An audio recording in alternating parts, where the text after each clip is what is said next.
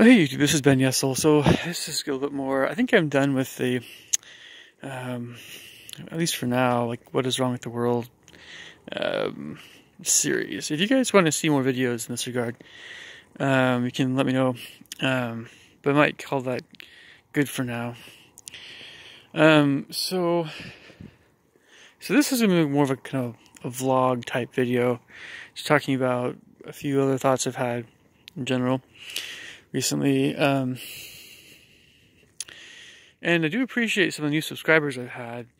I figure when I get to about 100 subscribers at some point, maybe I'll be ready for a podcast or something like that.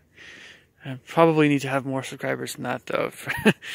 But, you know, I mean, the thing is that with my channel, there's a lot of things I want to talk about. At some point, we'll do more music stuff, but I have to, I have to approach that whole thing a little differently than some other things I've been talking about. But what I've been focusing on, for the most part, there's some variety in here, but for the most part, we're talking about things that are more in the subconscious, the subconscious mind. So a lot of dreams type stuff. Focusing also on nutrition, somewhat. In shopping and stuff and food, and also in cooking a little bit. I've also been talking a bit about imaginative things in the past, and it's also video game reviews and a little bit of food reviews.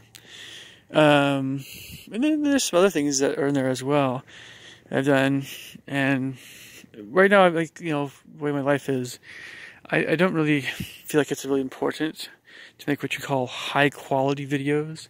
So I've had occasionally times people, the scum of YouTube come, with comments come my way, and they talk about how my videos aren't really that amazing. I have nothing to prove to anyone. I'll put it that way. There's no reason why I should take anything along these lines all that seriously. If I really wanted 1 million subscribers, I would probably find some way, I know, I'm talking about money in my last video, but there's ways and means. You get a really nice camera, you figure out what you're doing with all the editing, cutting and pasting or whatever of a video. You can spend half a day doing that, and get a ton of subscribers, zeroing in on certain subjects people are going to love to see, and maybe make a few viral videos, maybe. Get a whole bunch of subscribers and start earning 10 cents every day. Because YouTube just likes to kind of gyp everybody right now. So, I have no dog in this fight. At least right now. YouTube doesn't pay hardly anything to most vast majority of folks. So, it's best to have a real job and just have a vlog on YouTube. I was convinced, by another gentleman to put some videos out on YouTube, and I've been doing that. I think it's a good thing. Because, I'll tell you why. It's very easy for introverts like myself. We're really focused on certain things. It's just hard sometimes to have certain thoughts, articulate certain thoughts. You always want to articulate certain thoughts. Depending on everybody's life, is a little different. But in order to articulate certain thoughts, sometimes it's helpful to, put them on video. Sometimes those thoughts aren't especially coherent, but it's the less coherent thoughts that sometimes are the most meaningful ones to folks that think more like myself. So I'm not really always making videos for more pragmatic folks. I've dealt with plenty of those folks. I still will in the future. The different kind of folks in the way I tend to think. In many respects, look, my dad is more pragmatic than I am, so I know a lot of times these commonalities, differences, and similarities, it's a subject that I know a fair bit about, but there's a lot of things I still have to learn about that subject. I'm wiser than I was when I was 20, but I'm by no means... I have a long ways to go before I'm Yoda. Okay. I don't really know if I really want to be Yoda, but anyway. So, some of my videos on occasion are less coherent. It's not something that really, I just don't care. But if you guys do like those videos, the videos are more for you, because certain thoughts that I have will trigger thoughts that you guys have, and that's the whole idea behind it. And so much of this life, I keep making this point, there's a lot of tangible things. I talk about more tangible things, you know. I'll talk about there's all kinds of things that I'm planning on making videos about.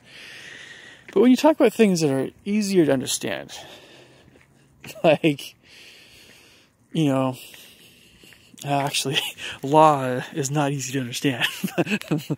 But when you're talking about,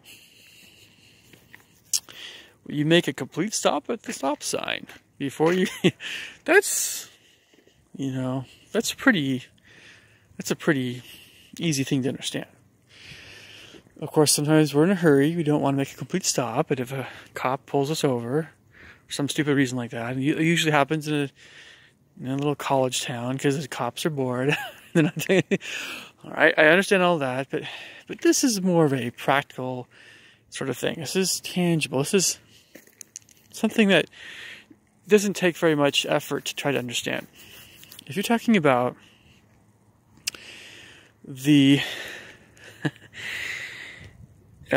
does our soul continue to exist after this life, and we'll say scientific ways to understand this via, I don't know, feelings aren't scientific, but people talk about orbs or things, or, you know, weight.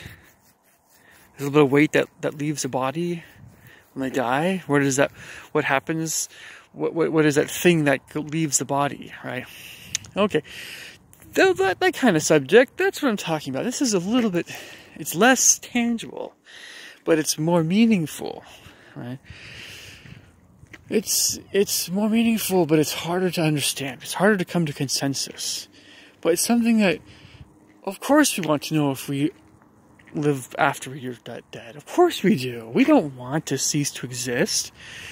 Some people think, you know, if they cease to exist, well, that's okay, because I won't know that I'm not existing anymore. I'm just going to cease to exist. But nobody wants to cease to exist if you think about it. That's petrifying. I mean, look, Gustav Mahler was scared out of his gourd about that. That's a lot of his music he wrote was kind of that in his back of his mind. A lot of composers are very occupied with things that are not tangible. Not only about death, but about evil, right? Berlioz, picturing hell. Hell is... Look, we know about the earth. We know about Seattle versus Spokane versus Chicago versus London. We know about these places on earth. Greenland, Antarctica. We don't know where hell is, or heaven. We've heard plenty about them. We don't know. But Berlioz was consumed with this fear that he would be in hell. Anyway, it's a long story. You have to read about this with his Symphonie Fantastique. I remember being in Tacoma Youth Symphony and hearing about Berlioz and his very emotional nature. Couldn't help but think, oh man, he's a lot like me. Well, he was a lot like me. I'm a composer, guys, you know, so I have mood swings sometimes. I am emotional, I'm sensitive, very intelligent, just very intelligent in certain areas. I have my own weaknesses as well, so I think what I'm trying to say, you know, and I would also talk, you know, there's probably some things I'm going to try to spend more time doing. So, you know, am I going to make amazing YouTube videos? In good time, if I want to. If they wanted to, I'm sure I'd find a way of doing it. I don't find the need to have a $2,000 video camera with me where I go. I would worry about that thing's safety. No, but I don't want to. I mean, that's a lot of money. With that much money, I'd buy a new computer. Just have more videos at my place. I have a computer that I just have to, again, I used to have a little program where I could sit at my computer and talk on it. But it's nice using my phone because then I can go out and you guys can see stuff. Anyway. Okay, so I think we're almost done with this video. Let's talk about a few different things, random things. But you know, life is pretty good right now. It's pretty good. I still get nutty YouTube comments, but they're just YouTube comments. But how seriously should you take these comments? On occasion, I'll get a really nasty comment that actually has some more weight to it. It has something to it that makes you go, huh. I'm not just hearing vitriol, I'm actually hearing something else. What is it that I'm hearing? And so then, before I respond angrily or dismissively, like, so what's going on with this train of thought that this person has? I'll ask the question. And that sometimes tends to kind of smooth things out. Often does. On a rare occasion, somebody just makes a really good point, but they strongly disagree with something that I believe in. I've talked about vegans before. I don't need to. I talked them away, but I had to unsubscribe. Oh, boo-hoo! Unsubscribe from a fruitarian recently. Said something I think he shouldn't have said. He tried to clarify what he said. I'm just going to put it this way, folks. You don't talk about Nazism lightly. Now, obviously, if you're really good friends with someone in real life, they call you a Nazi because you have blonde hair and blue eyes. Obviously, they're joking. Obviously, they're not going to get offended. You know that person. But you don't talk about things like the Gestapo and the Holocaust and Jewish people being cremated or burned alive and compare that with people that eat meat. You just don't do that. You can talk about how factory farms are very evil, but you don't insinuate that people that eat factory farmed meat are themselves like Nazis. That is going too far. I don't care, I'm not going to say who I'm not going to say who I'm talking about. It's not important. But the idea is important. And other things like that. There are some very good points that people make at times that they strongly disagree with me about something. And I can talk about other things as well. I know what they are. I know what they are. You can disagree with me.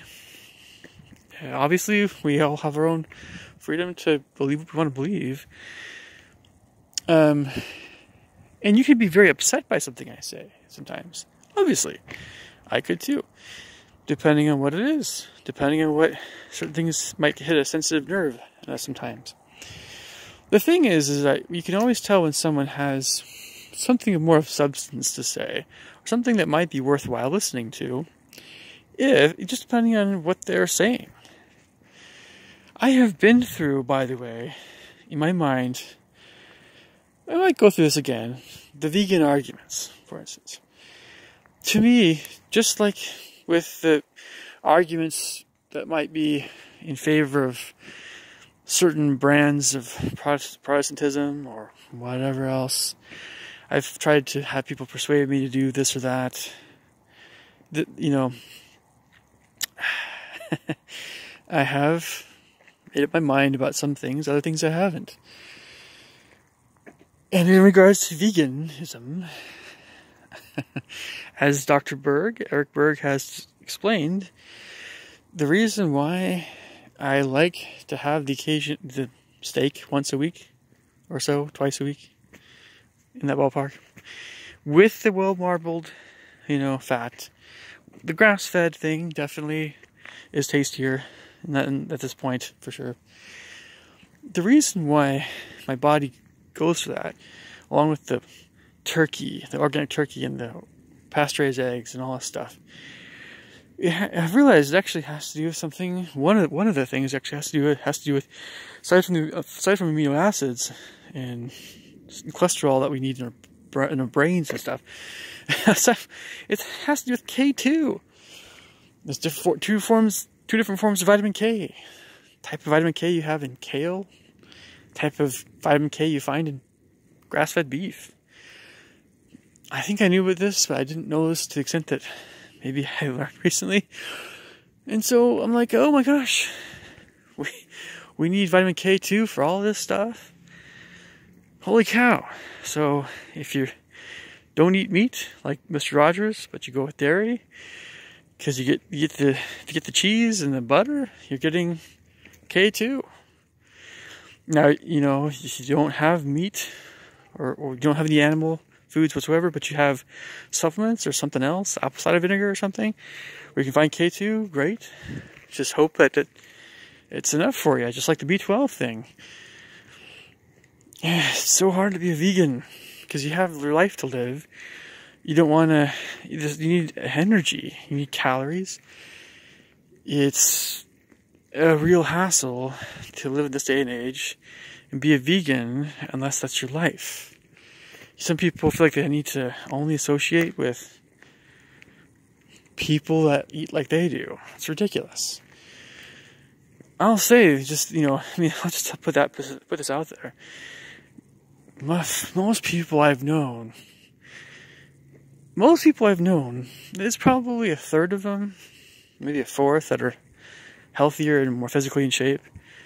At least in that ballpark. Most people are not super active and stuff. And so most people, they will eat their fast food and their microwavable meals, their lasagna or whatever it is, you know, American lasagna, not Italian lasagna, American lasagna. Full fat stuff, you know. And you know, I mean, to me, having a stricter diet, yes, I have a stricter diet, I do. It's my own diet. It's, you know, I might change it in the future, but it's not someone else's. It's mine. I take all the stuff that, you know, I have my doctors, I try to, you know, listen very carefully what they're saying and incorporate all the collective stuff that seems to make most sense to me. And I also add in my favorite foods that I know are still fairly healthy. That's my diet, you know. So I don't just stick with something that someone says I should do. I do what I think I should do. And if I do what I think I should do, more of an educated kind of mindset. Oh, this is, you know, my body will tell me what it wants. You know, if I'm healthier, especially, it'll tell me really what I need. And then, anyway, so I'm sorry, folks. I'm still smelling some funny stuff. We had some nice smells recently today from trees that are blooming now. I think somebody put I think the manure smell is largely gone. But there's this funky kind of pine poop mix of a smell I smelled. I don't know. Just like, if you have to put manure in your lawn, just do everybody a favor around you and try to see if it's okay with everyone before you do it. I really don't like that smell of manure. I don't know. I didn't grow up on a farm. I think cows are wonderful, but they stink. Sorry. Somebody is walking. So I'm just getting back to another train of thought here with this video. There are some things that I just decide to do. For instance, YouTube videos that I just, like, I will hear the critiques. I will hear the things that I could do to make better videos. I hear it. But, let's just finish off with this video with this train of thought here. Just for a bit. I hear this, I hear this stuff. You should talk about this or that subject, or this or that subject, or you should use these kinds of better cameras, or you should,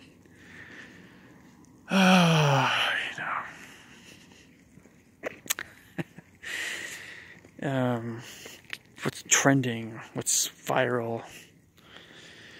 You should, in order to get more subscribers, you can do this or that. One time, like a while back, I remember going on different channels and advertising my channel. And, people seem to think that there's something wrong with that morally or ethically. Going on someone else's channel and trying to get more subscribers that way. What's wrong with that? What is wrong with that? Is there something actually unethical about that? I've never really been able to wrap my mind around that. I don't make money off of my channel right now. But even if I did, it's just advertising. Now you can say, oh,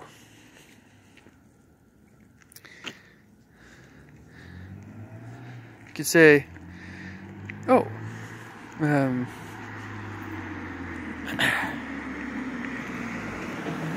you have to ask someone's permission, right? Ask someone's permission before you can, advertise in their channel. Well, okay.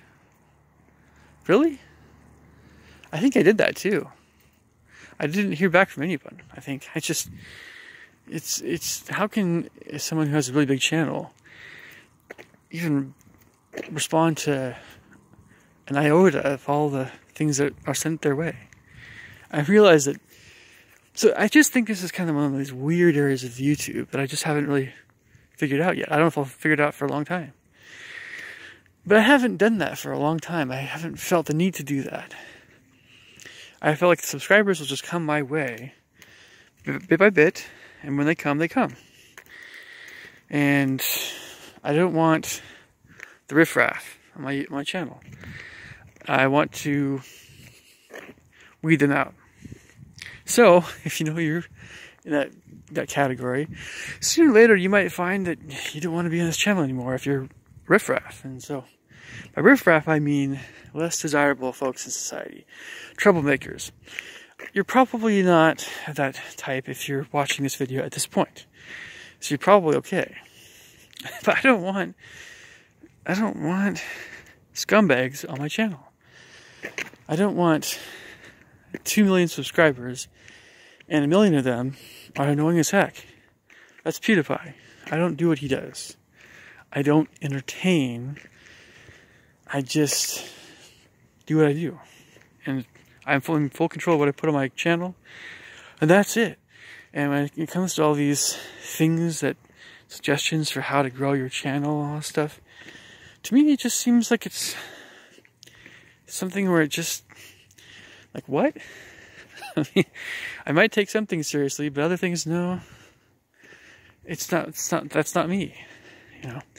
A lot of things are wrong with this stuff. I mean, I'm just talking about YouTube, making YouTube stuff. But whenever you try to be someone that you're not, or whenever you have someone try to tell you should be a certain way that you're not, you don't have to be that way. You probably shouldn't be that way. If your parents say maybe try this, try being more like this, maybe you should consider that a bit more seriously. Some random person on YouTube, especially if you just don't agree with them in the first place, you just don't like them that much, the heck with them. Even if their channel has 10 billion views. So I'm gonna wrap this bad boy up.